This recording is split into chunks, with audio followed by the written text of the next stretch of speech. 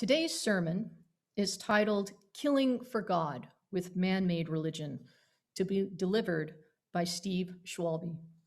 Steve is a graduate from the U.S. Air Force Academy and holds a master's degree from Golden State University and a PhD from Auburn University, all in political science. He served over 30 years in the Air Force, primarily as an intelligence officer. He retired as a colonel in 2007. Until recently, he taught online at the American Public University, serving as the chair of the Political Science and Public Administration Department. He is now an adjunct professor at Columbia College and a full-time author. It is rumored that Steve's biggest challenge in life is having Randy as a brother, and I believe it. Seriously, though, he loves him very much in spite of himself.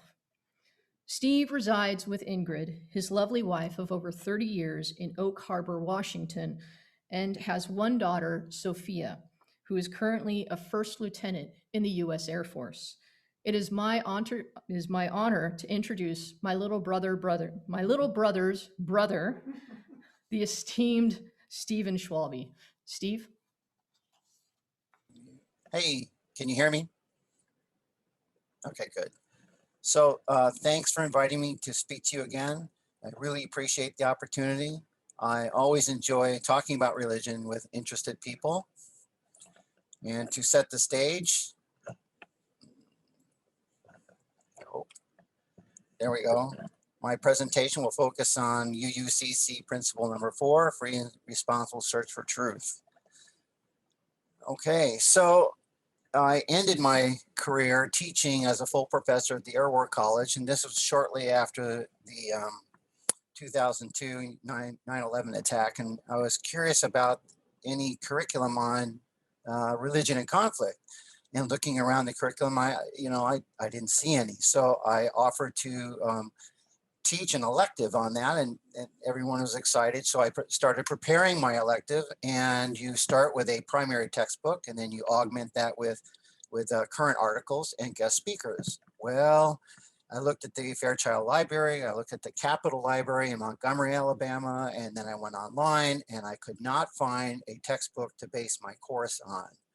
They basically focused on a particular religion and a particular time, or a religion and part of the planet, but nothing about all three religions dealing with conflict. So in essence, I found a gap in the literature, and so that was my inspiration. It was to actually get a book out there for servicemen and women to provide the background on religion and conflict in the event that they would actually be involved in such a conflict and risk their lives. They probably should know more about why they were doing that. And once the book was published last year, I offered it to all the service professional military education programs, from the Air Force Academy to the, not just the Air Force, all the service academies, the command and staff colleges, and even the war colleges. So that's how that started and how I got here today. So there's 4 chapters in the book, and I already briefed or presented the first chapter last year, and now we're talking about chapter 2, Man-Made Religion. And as a professor, I don't do sermons, so it'll be more like a lecture, so stand by. A bunch of information. Okay, so in this chapter, there's 4 sections, as you see here. And then historic realities, there's 4 subsections. So that would be the essence of this presentation today. Starting with the philosophers, talk about the past philosophers first. Plato, one of the first ones, said that human nature causes us to look for something greater, to seek spiritual purpose. Okay, and then he condemned religious violence. So off to a good start. Thomas Hobbes and Locke were both in the 17th century. Hobbes was an agnostic realist. He believed that the government should control the Catholic Church and not vice versa.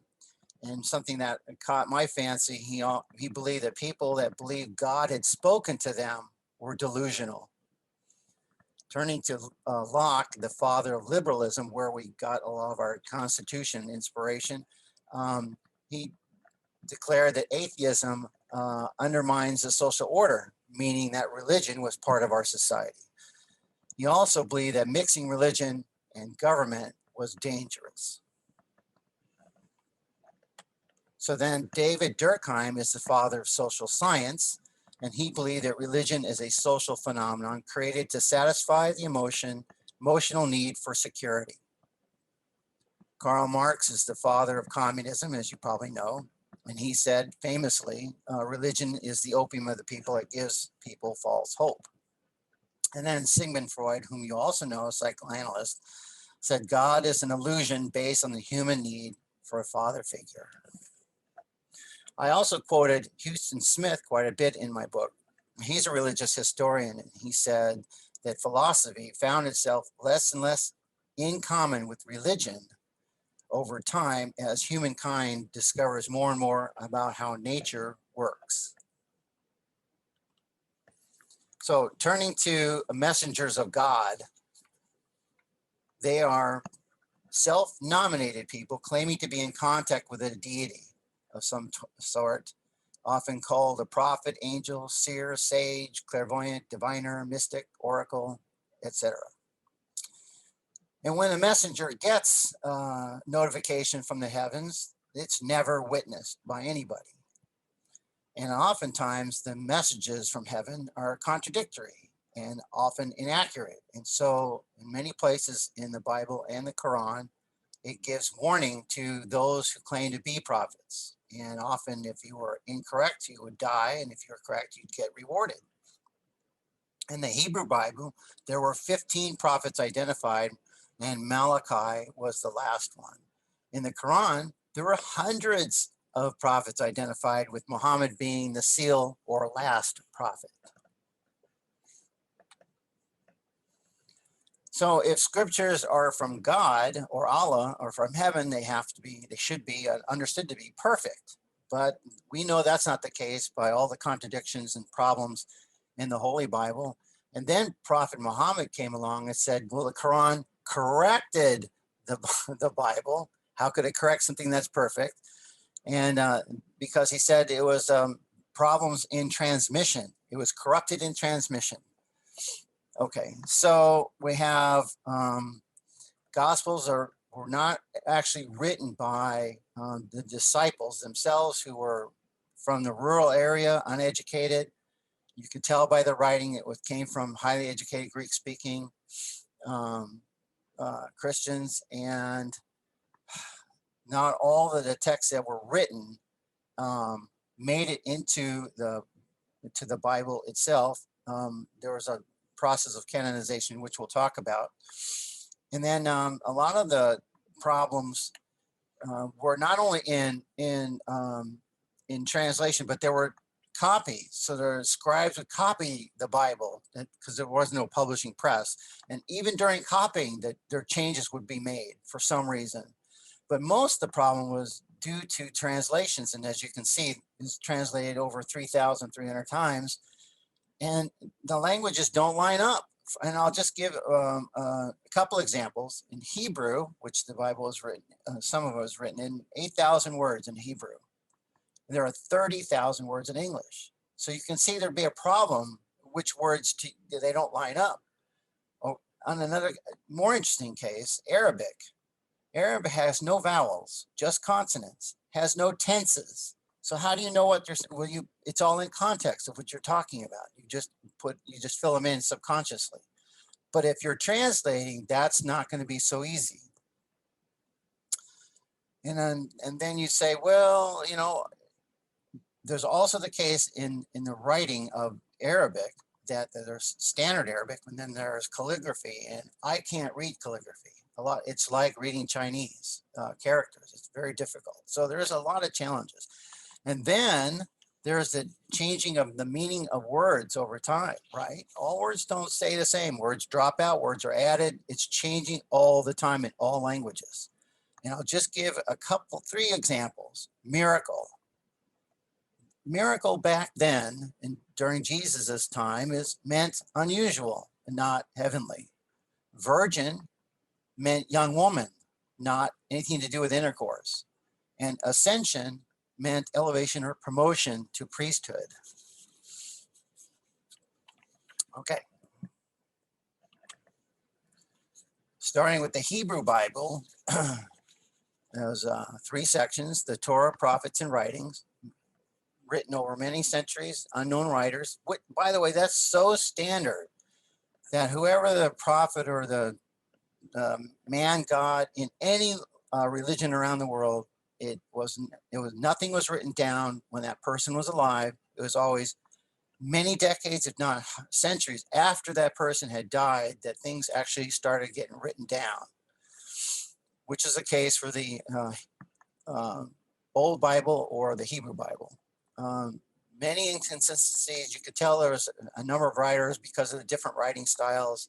However, divinely inspired. And then there were a number of name changes, particularly in Genesis. And the reason for that was for rebirth, renewal, reward, in this case, reward. So Abram became Abraham, Jacob became Israel, for example. It can be confusing, not sure why that was required. And then moving to the Bible itself, so Old and the New. So we're talking about the New Testament. Now we have these ecumenical councils, and 3 of them. An ecumenical council is like a convocation of bishops who would come together and elect a new pope.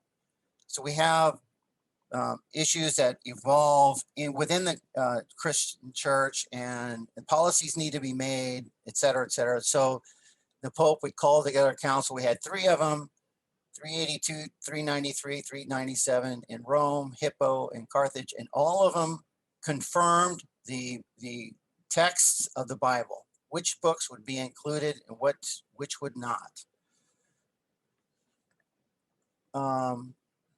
So this, just as a note, probably should come later, but when you look at Jesus in history and how he is recorded, you find quickly that there is not much about him in history. No official record from Pontius Pilate, Herod the Great, who was the governor, or Philo, who was the historian at the time. No one mentioned Jesus. So the Bible was written over 1,000 years. So the other one was the Old Testament was 100 years, but the New Testament and the Old over 1,000 by 40, at least 40 authors, based on the nature of the writing. That's what they determined. And it's interesting that the best sources of Jesus' life were not included in the canonization. They did not include the Book of Mary, his wife, or we'll talk about that, his closest disciple, we can say that, or the book of Peter, his brother.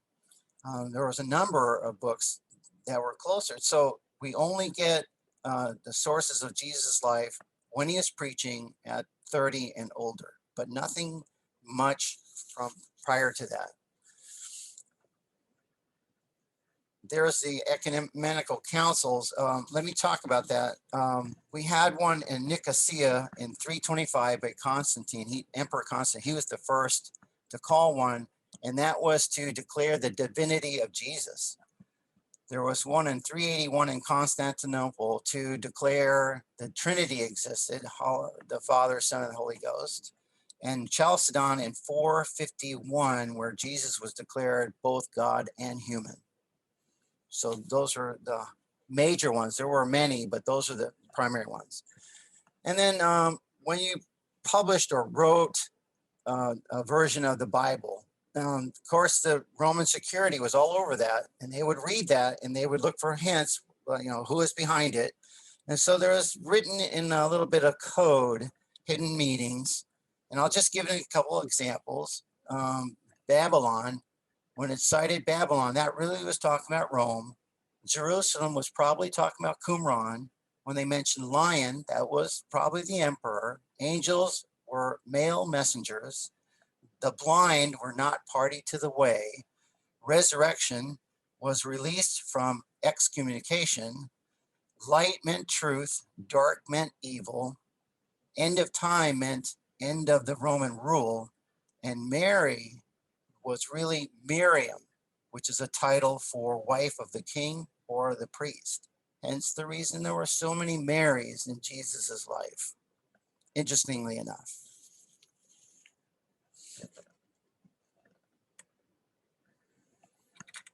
Okay, so the myth of Jesus Christ, still today, so Pope Gregory the Ninth in 1231 created the Holy Office of the Inquisition. Of course, everyone's heard of the Inquisition. That had to do with eradicating heresies. And so a lot of people were tortured and killed, but it was also to preserve the faith. And in 1542, Pope Paul III renamed the Inquisition, a bad reputation by then, to the Congregation for the Doctrine of Faith, which still exists today to defend the Christian tradition. Against what? Well, for example, the Dead Sea Scrolls could cause a problem once they're translated, etc. So that still exists today in the Catholic Church. Let's move on to the Quran. Revelation to Prophet Muhammad by Archangel Gabriel. Of course, Hobbes would consider this delusional. He was in a cave. He was hiding from assassins in Mecca. And the archangel showed up and said, I'm going to give you a recitation. He said, I don't want to hear it. So the angel choked him almost to death. And then for the next 20 years or so, he took this recitation and shared it with his followers. It's written, the Quran is written as poetry. And so it's very repetitive. It's very melodic. It's almost hypnotizing and organized by length of verse. So it's the poetry that is more important, not the content. So if you're trying to read it for content, like you want to know about this event or you want to know about running a government, it's not going to be there. It's going to be intermixed. So it's really hard to follow for Westerners anyway. And then years after, almost 2 decades after Muhammad died, Uthman, the third caliph, ordered a compilation of the writings from his followers. And then that started becoming the source of the first Quran.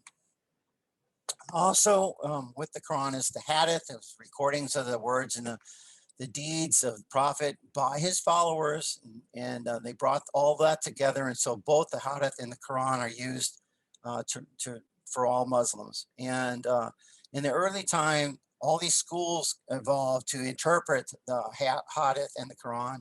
Only 4 exist, as you can see there, and they are kind of tied to places in the world. So, for example, the Hanafi school is found in South and Central Asia. The Shafi'i school is found in East Africa, Southeast Asia. Maliki is in North Africa, and the smallest Hanbali is only found in Saudi Arabia. And where we had translation issues, which we already talked about with the Bible, with all the various languages, translating the Quran is not authorized. It's forbidden because Arabic is the language of Allah. So what we see and what I had to read was an inspiration of the Quran, and that's authorized. So now we're towards the end. We have 4 more under historical realities. Let's talk about slaves first. Yes, slavery was sanctioned in the Bible, Old and New Testaments, and in Quran. It was common early on in our discussion in history, and in Islam. In Islam, slavery was a big business. 17 million slaves were imported to the Middle East from Africa, and this is according to the Hadiths. And they were used as soldiers for mining, farming, and housework. However, a slave in Islam could not be a Muslim. Turning to women, that's interesting. We had women being subordinate both in the Quran and the Bible. There were, like I say, it shows a lot of references to women. If a woman was raped, as is the case in Genesis, Shechem was traveling and he stopped at Jacob's house and Jacob took him in. And when all his sons were out taking care of the sheep and whatever, Shechem raped his daughter Dinah. Now, you would think today that it's perfectly acceptable for Jacob to allow his sons to beat Shechem to death for that indiscretion, but that's not what happened. Just the opposite. Jacob offered Shechem to marry his daughter. To marry his daughter's going to marry the rapist. So, and okay, moving on. So we have also women considered war booty and inspiration for suicide. So for Muslim terrorists today, if you kill yourself and you bomb in the interest of your religion for Allah, then you automatically go to heaven and be greeted by 72 black-eyed virgins. Now, this is young women. In the Quran, it was also explicit about men being a step above. This is Quran Surah, meaning chapter 2, verse 228. And basically in all the religions, women responsible inside the house and men outside the house. Okay, Jesus, he lived to be a little bit over 30. It's interesting about his father. In order to be in the house of David and fulfilling a prophecy so that Jesus could be the Messiah, which was his goal, he'd have to be born in the house of David, which means Joseph would have to have been his father. So it couldn't have been a virgin birth, virgin really meaning young woman. And of course, Joseph and Mary were young. Then in the Gospels of Matthew and Luke, they both said Jesus was born in the house of David. Okay, we got that. But a side note, Matthew traces the lineage of Jesus to Abraham, while Luke traces it to Adam. Interesting that there'd be a difference. Again, talking about the differences in the Bible and how, which we've already covered. This is just an example. But interesting, how would you be able to know if you were in the house of David or not? The estimate between King David and Jesus was at least 1,000 years. Who was tracking that? There was no bureaucracy tracking that. So no one actually knew who belonged to what house. And then as far as Jesus of Nazarene, there was no archaeological or any even written evidence of Nazarene until like a couple hundred years after Jesus was gone. So that's also very interesting. Okay. And the last thing is, where was Jesus in the Gospels prior to his being 30? And there was only one case in the Bibles that talked about Jesus, his extended family, so a whole group of people going to Jerusalem together during Passover. And then when they left Jerusalem, about a day later, his parents realized Jesus wasn't with them. So they went back to Jerusalem for 3 days and looked for Jesus, who was hiding out in the temple with the priests. So there was this indication of study early on. And in fact, when scholars look at that period, they determine that when he was in his 20s, it's possible he was in the temple of Onias in Heliopolis, Egypt, which is near Alexandria, studying. Okay, so now when we're talking about crucifixion, this is also very interesting.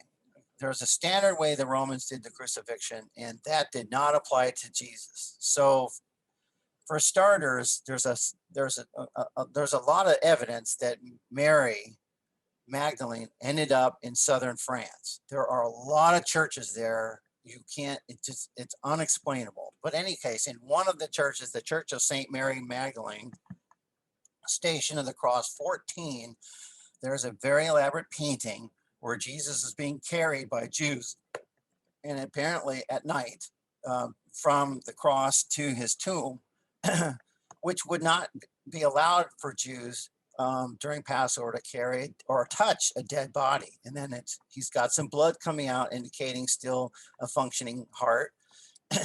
And then Joseph asked Pontius Pilate for Jesus off the cross, and he asked for the body, not the corpse. And then interesting also is nails were pretty rare, the spikes. So more often than not, the Romans used rope. And so his hands wouldn't have been broken, his feet wouldn't have been broken, and where the other two zealots that were, and it's standard, the legs are broken, but Jesus's legs were not broken. And then he was off the cross. You're supposed to be on the cross for at least a week for deterrence, and Jesus was on the cross for less than a day because it was Passover, and the request is made and granted to take the body off the cross. And then so then he goes to the tomb, and so anybody could be in the tomb with Jesus and providing medical aid. And you'll say, oh, well, there are guards. Well, no, there weren't, not really guards, because first of all, why would they guard any of these? Because they're dead. And second of all, the only gospel they mentioned a guard was Matthew. The others didn't mention guards at all. And when he was resurrected, a personal question that I always had is, well, why did he leave? I mean, why didn't he stay and help humanity at that point? Okay, so then we have the issue about being married in Catholic Church. Even today does not acknowledge that Jesus was married. But of course, if he was a Jew, he would have been expected to marry early on and have two sons, particularly to continue the Davidic line. And of course, the Bible never says he wasn't married, but in the Gospel of John, it talks about a wedding up front early on, and Jesus is there, Mary's, and his mother's there, and his brothers and sisters are there, his disciples are there. Well, whose wedding could that possibly be? And it was at that wedding when we had the first miracle, changing water to wine, because the Gentiles were there to help out. And he said, when he offered them wine instead of water, and that was unusual, hence a miracle. And Mary would have been his logical, because she was the number one disciple. She was the one who witnessed the crucifixion, the burial, and the resurrection, and his return. So there's a lot of belief, and there are a lot of books written about their wedding, and that they had at least one child. Mary had one child in France. Here's something that's really interesting. Jesus stood for peace during the era of conflict with the Roman rule. And yet in Matthew, and none of the, which really boggles my mind, none of the councils deleted this statement in Matthew saying, I didn't come to bring peace, but a sword. That does not make sense. It's hard to reconcile that unless you think that Jesus was trying to become a Messiah to raise up the Gentiles against the Romans. The zealots, the Jews, were outnumbered and outmanned, and the Romans were the most powerful and organized military on the earth. They had no chance. But if you brought the Gentiles in, there was a chance. So it's interesting that all of his miracles involved the Gentiles, and the Jews didn't believe that he was their Messiah. And finally, we're at the myths and miracles. Myths are true stories that didn't happen. We turn to the Bible. Samson was a big warrior, very super strong, but he was not a leader of men. He did not lead any military forces, and he pretty much worked alone, and he married many non-Jewish women, so he's not the idol he's often made out to be. Here's on the left, Goliath at 6 feet 9 inches in full regalia. He goes up against David, and David slays him with a stone and a slingshot. Hard to comprehend that. He's wearing a helmet. No way the stone gets through the helmet. No way that he stands there and says, see if you can hit me. I'm sure Goliath would be moving around with his sword and going after. So this probably never happened. And then the Garden of Eden, it sounds great, but with all the descriptions, the archaeologists were never able to find any evidence of the Garden of Eden. And miracles are pretty common back then. the uncommon was common. For example, Peter resurrected Lydda from the dead. Jesus' disciples often did medical miracles, as you will, with the disciples or with the people that were following Jesus around.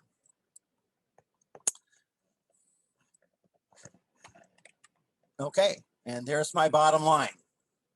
Neither the Bible nor the Quran are worth killing or dying for. Thank you very much.